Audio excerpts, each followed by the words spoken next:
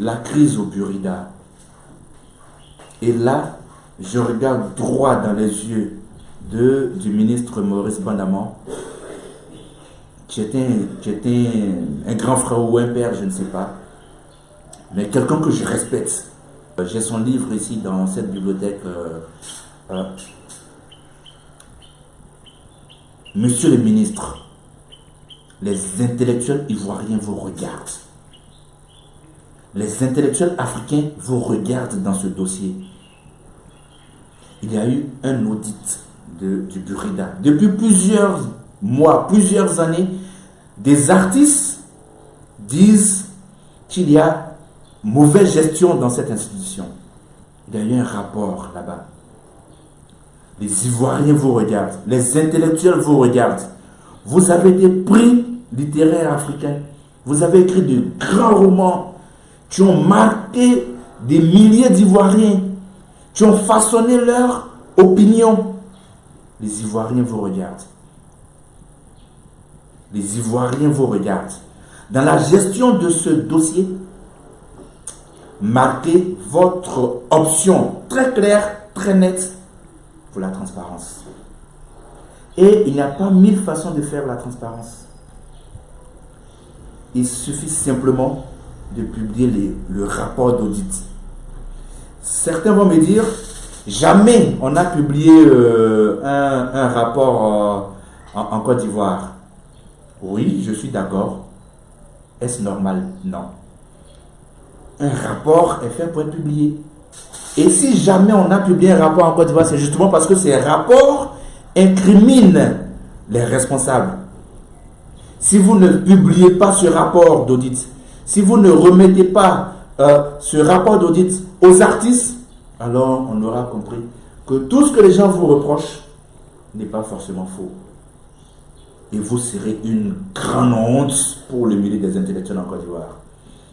Et vous serez une parfaite déception pour nous autres qui croyons qu'on peut être un brillant intellectuel et autant un brillant gestionnaire. Monsieur le ministre Bandaman, les Ivoiriens vous regardent. Dans ce dossier, nous allons vous suivre.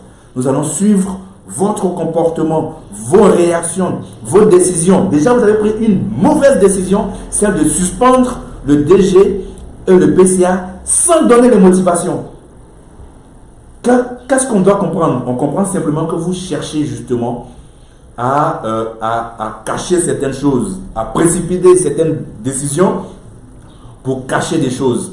Monsieur le ministre, vous avez la responsabilité historique d'œuvrer pour la transparence.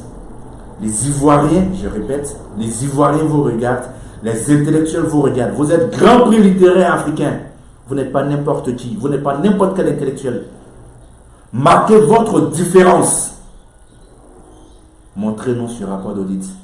Et si ce rapport vous incrimine, ayez le courage, et on vous saluera, de remettre votre démission.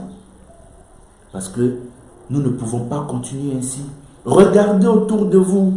Regardez les artistes. Quand Fadal parle, on lui dit, écoute, tu aurais dû être comme Alpha Blondy. Quand Dan Demant parle, on dit, écoute, Artiste Delta ne parle pas. Mais écoutez, tout le monde ne peut pas être Artiste Delta dans le milieu des comédiens. Tous les artistes ne peuvent pas être Alpha Blondy. Alpha Blondy était milliardaire, c'est normal. Et il n'a rien à foutre avec des droits d'auteur en Côte d'Ivoire. Mais certains ont quelque chose à faire avec cela. Et c'est à ceux-là que vous devez vous adresser. Ces artistes-là souffrent. Mais regardez autour de vous. Vous êtes ministre de la Culture depuis combien de temps? Quelle réforme vous détermine? Quelle est votre réforme phare? Parce que c'est ça le problème en Afrique. Nous ne voulons pas rentrer dans l'histoire quand on est à des postes importants. Qu'est-ce que l'histoire doit retenir de nous, de notre passage à tel département ministériel? Qu'est-ce que l'histoire doit retenir de nous, de notre passage à la tête d'un État? C'est cela. Nous refusons en Afrique de rentrer dans l'histoire. On dira par exemple, et c'est pourquoi je suis contre cette réforme nauséabonde, cynique, absurde, antidémocratique, autocratique de la Commission électorale indépendante. Le RHDP ne devrait pas avoir peur puisqu'il est majoritaire. Vous êtes en train de nous convaincre que vous avez peur de votre propre majorité. Une majorité, comme je dis, ouya ouya. Quand on est majoritaire, on n'a pas peur de la transparence. On n'a pas peur d'aller à des élections propres, transparentes, indépendantes, avec un jeu équilibré. Mais je vous préviens, tous ceux qui sont au pouvoir pensent naïvement qu'ils peuvent opérer un passage en force. Un jour, je le développerai. Le RHDP est en train de commettre les mêmes erreurs que Robert Gueye.